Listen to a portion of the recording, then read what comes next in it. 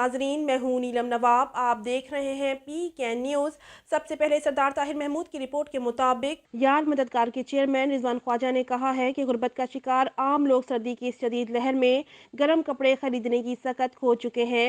ऐसे गुर्बत का शिकार 10,000 अफराद को यार मददगार स्वेटर्स गिफ्ट कर रहा है। सफाई वाले तुझे सलाम छोटे मुलाजमीन के लिए यार मददगार का मुफ्त कपड़ा। आज यार मददगार की तरफ से 10,000 ज़रूरतमंद अफराद के लिए गर्म स्वेटर्स जैकेट्स की तकसीम शुरू।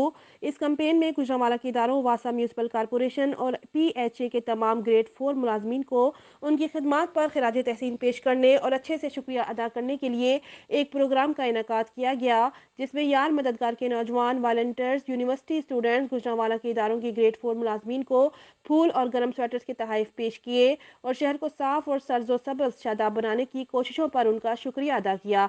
आज के प्रोग्राम के मेहमान खसूसी दरवेश सिर्फ समाजी शख्सियत रियाज भट्ट थे। यार मददगार कैंप पर आने वाले मोअज़्ज़ज़ मेहमानों की तवाज़ा खोए बादामों वाले हलवे से की गई।